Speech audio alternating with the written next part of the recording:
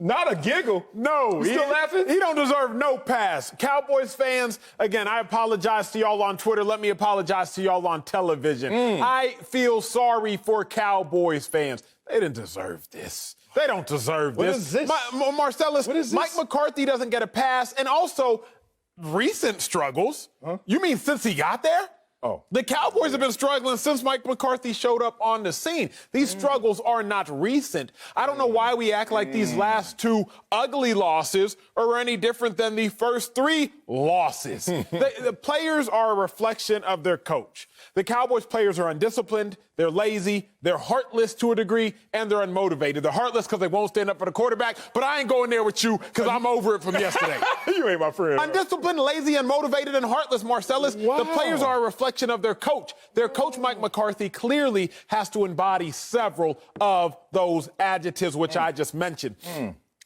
How can you give the man a pass when he's quite literally been doing this since he stepped foot in Dallas? Don't do this. I had an issue with him not calling Dak Prescott. How do you not call your star franchise quarterback as soon as you get the job? Oh, I've just been busy handling things. That's when I was like, you know what? There might be an issue here. Then early You didn't go on TV and say anything. No, I didn't have this job at the time. I wasn't employed at the time. Oh, really? Not here. I wasn't, okay? Okay. Exactly. Thank you. Money. You should have texted the bosses sooner and gotten me this job earlier. But I digress. Early on, they lose to the Rams, not a big deal. Okay. Come back, win against the Falcons, it doesn't look good. But then, Marcellus, you lose to the Seahawks, lose to the Browns in not great fashion. At this point in time, Mike McCarthy is showing us exactly who he is. I do not give this man a pass at all whatsoever. Are you done or are you finished? I'm done. And I got some more, but you can go. Go ahead, sir. Wow. In election season, I know that you're going to mail in your ballot, but I know you're going to mail in your take right there. That is a lazy ass take. Oh, you know what? After 7 weeks, get rid of the coach. Hey, you can't fire all the players, so let's get rid of the coach. Acho. What's up, bro? Man, you know you better than that. You know you got to give this cake time to bake. Grandma ever tell you that? All right, baby, come over here and help me make some of this cake, all right? You gotta get the eggs. Hey, don't put them shells in that batter. Swirl up. You put a little on your tongue. Ooh, Grandma, how long is it gonna take? She says an hour, baby. Okay, so then she puts it in the oven, 325 if your grandma's an OG. You know what I'm saying? 325, you got an hour to wait. But Acho can't wait. Acho is not gonna wait. Acho's gonna open up the oven, first of all, burn his eyebrows, and then he's gonna try and stick in there. And Grandma said, And then you look at that cake in 5 minutes, 10 minutes, Acho, you didn't want to wait your entire hour. Look at that cake. Is it edible? Hell no. Why are you putting this all on Mike McCarthy when Mike McCarthy was sold a bill of goods? False advertisement when he became the head coach of the Dallas Cowboys. Mike McCarthy is asking, you ready this? Go ahead. Go ahead, sir. I can't wait for this ignorance. Go ahead, sir. What, my grandma or this? Mike McCarthy is asking, where's my starting quarterback? Anybody see my QB1? Oh, he's gone. Okay, that's fine. Where's my QB2? Oh, he's gone too? Bill of goods. Where's my running back? I heard of this guy, Ezekiel Elliott. People told me he was amazing. People told me he was tremendous. This guy is that guy. They wear the same number, but they're not doing the same things, fumbling the ball all the time. Where's my offensive line? I heard that they had arguably the best offensive line in the NFL. Tyron Smith anywhere? Anybody? Lyle Collins? Anybody? No. Where's my defense? Oh, a couple years ago, weren't you the top 10 defense? Weren't you going to be a part of the complementary piece for this offense and this defense to finally take us to the promised land? Where's Jalen Smith? Anybody? Okay, get quiet. DeMarcus Lawrence, you ever gonna get a sack?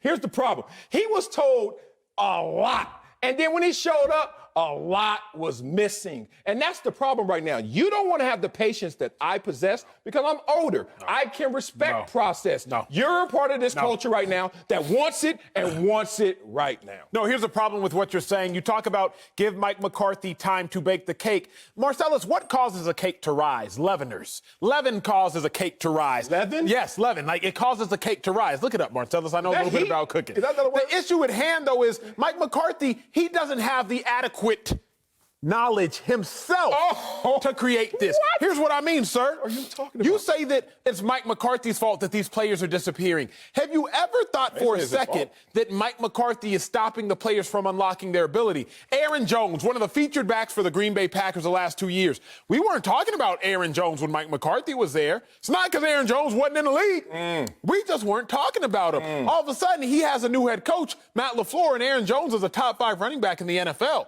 He's having 4 touchdowns touchdowns in one game. It's not so much, Marcellus, that the players are at fault. And yes, the players are not absolved as all their issues, but Mike McCarthy, Marcellus, is the person who has hamstrung the talent of the players. Wow. Let me tell you why else I will not give him a pass. We've all heard the phrase, you made your bed, you lay in it. Mike McCarthy, you made this bed. You hired Mike Nolan, your friend, the same Mike Nolan who, if the last time he was a defensive coordinator, Marcellus, was the worst defensive coordinator in the league. Let me put this in perspective. Imagine Mike McCarthy signing a quarterback in free agency who the last time he was a quarterback by any statistical metric was the worst quarterback in the league. Then he goes into quarterback Mike McCarthy's team and he's the worst quarterback in the league. I'm not going to act surprised. You better not act surprised. Mike McCarthy, you shouldn't even act surprised. You knew who Mike Nolan was, your defensive coordinator, before you hired him. You still chose to hire him. Now the Cowboys defense is sorry. You knew he was going to be sorry. You made this bed, Mike McCarthy. You lay in it. I'm not going to wipe my hands and release Mike McCarthy of the struggles that he caused. He knew what he was doing. Wow, he knew what he was doing by hiring his friend, right? I should have known what I was doing when I hired my friend. Look at you now. Look, Acho, your first 7 shows. The show's doing great. Yeah, but not the first 7 shows. You came over here, the Gumby wasn't tilted, it was all messed up. God. Come on, man, suit's on way too tight. You loosened up a little bit. Like, everything is coming. We had a lot of uncomfortable conversations in the first 7 Get to your point, My Marcellus. point is, stop using nepotism and cronyism against the guys. Stop doing that. Oh, Aaron Jones, this beast that you're talking about. Applause. He is a beast.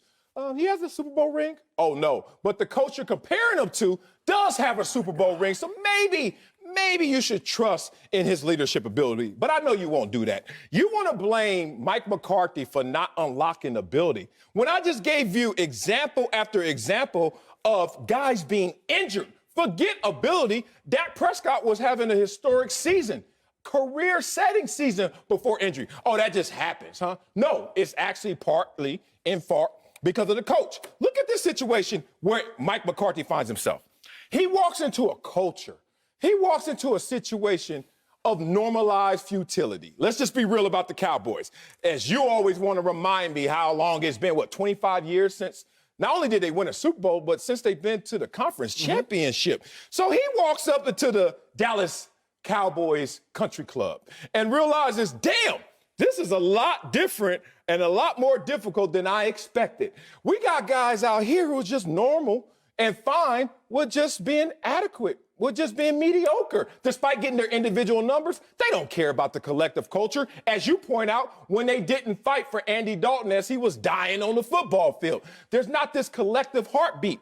Mike McCarthy's from Pittsburgh, man, Steel City. He goes up in there in Dallas and he looks at these guys, all these guys out there living country club spa days, and he's starting to realize it's going to take me a minute to build this culture. And that's why I want to quote Stephen Jones, who went out there and made sure that he could separate the signal from the noise. He knows not to listen to outside noise like Acho and people like you who are speaking this. What does Stephen Jones say? What? I know we've got the right head guy for the job, and it's a work in progress. Listen to this, Acho.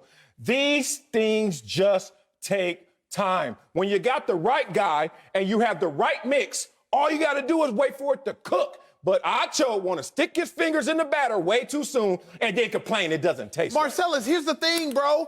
You can tell by the taste of the batter whether the cake gonna be good or not. Okay. You can tell. Zeke, Dak, you don't think that's good cake? The cake doesn't have to be done. You can tell. I can tell in the first 7 games whether or not Mike McCarthy is competent or not. We could tell very early on. Remember when Mike McCarthy chooses to fake a punt, Marcellus? Week 2, you're down 14-0. It might have been 20-0. And you're gonna fake a punt in your own 20, 30-yard line? That is asinine, Marcellus. We knew early on that the job was too big for Mike McCarthy, and he's just continued to tell us that it is.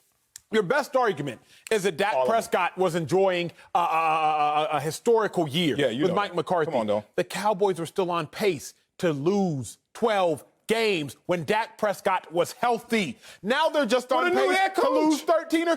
Stop with the new head coach. Marcellus, Kevin Stefanski, new head coach. Browns look good. Matt Rule, new head coach. Panthers look good. Ron Rivera, new head coach. Battling health issues. Football team just beat the Cowboys by 22 points. They look okay. Keep going. And you can tell the sorry head coaches. Joe Judge, they look terrible. Mike McCarthy, they look terrible. Of all those examples, which one lost their starting quarterback that was on the historic pace? Which one? Okay, great. Is it, Great.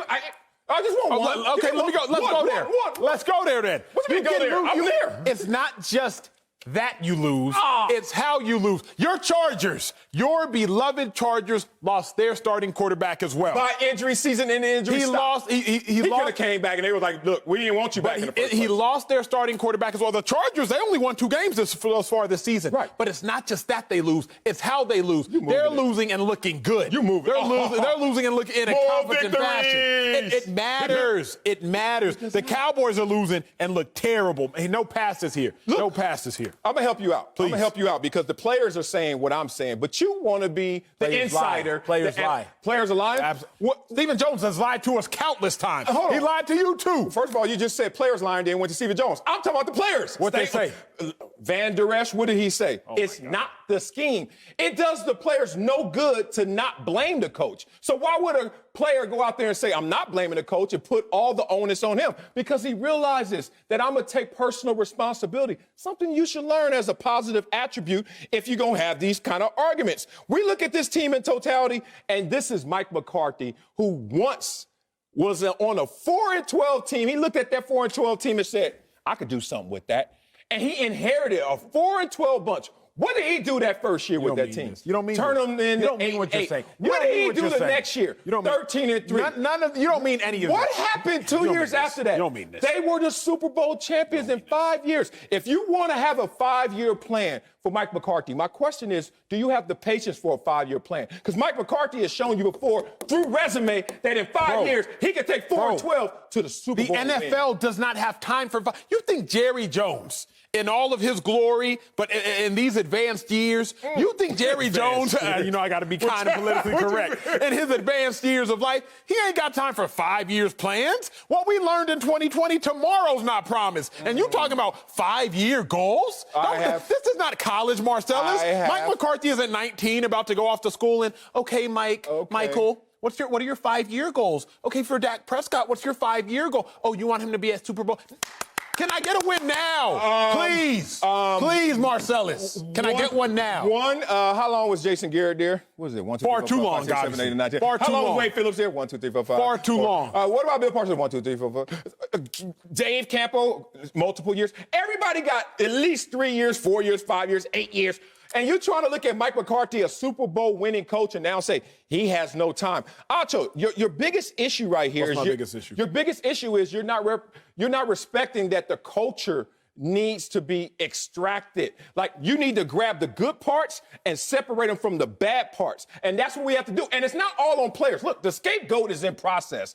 This is already occurring. You saw that they put up Everson Griffin, supposedly, for trade conversation. And that lets you know we're going to grab somebody who has a name, probably low-hanging fruit, and we're going to use him as an example. We're going to get this started out here in Dallas in terms of changing this culture. You can't get rid of Ezekiel Elliott, but you can't count on Ezekiel Elliott right now. Marcellus, that's what's happening. Of all the issues the Cowboys have had over the last 10 years, none of them have been cultural. None of them. I covered the team. You played for the team. You've covered the team. We all know the team. It's America's team, quote unquote. Of all the issues the Cowboys have had, they had health at quarterback for a while when Tony Romo was depleted. They had defensive secondary talent issues. They had pass rush issues before DeMarcus Lawrence started balling. Of all the issues the Cowboys have had, we've never mentioned culture as a problem for the Dallas Cowboys as of late. Is it? And now it is a problem. Is it? Has it been? It has not been in the years past. Who dictates the culture? Jerry Jones. Out there. You're not wrong. Okay, I'm not going to sit here and lie. I'm not going to sit here and lie. You're not entirely wrong. Stop that. But Mike McCarthy plays a big role and a big factor in the culture of this team. If now you're going to use words like culture, if now we have to use words like culture because you got players calling out coaches, you got coaches, mind you, calling out players. If now we're going to talk about cultural issues, where does culture come from? It comes from, yes, Jerry Jones, but it comes from the coach. But it also comes from the fact that guys go there, and I played for the Dallas Cowboys, and I could talk about the enormous amount of benefits and the enormous amount of love you get no matter what you do. Soon as you put the star on your helmet, everyone loves you more. It's like I was in the NFL already for 7, 8 years, but it's like I finally arrived just being a Dallas Cowboy. And that was one of my worst years, but still, it's something about that culture, something about that star power that gets to these players. As you said, they cash in and then they check out, right? That's what's happening. But I'm not even going to blame Jerry Jones. I'm sticking to you because Jerry ain't across the table from me like you are. Kyle Shanahan, one of the brightest offensive minds in the game. Absolutely. When he first got to San Francisco, how many games did he win in his first 2 years? 10 total. 10 total. Jimmy G got hurt. But according to you, Dak Prescott got hurt. See, that's what I'm talking about. You're walking into these traps. Here's the thing. Just have patience, Acho. I know, 29 and 45. I know I won't fight for you, and you will fight for me. We got different testosterone levels, big dog, but trust your boy on this one. Just wait this one out. Do it. Mike McCarthy's the man for the job.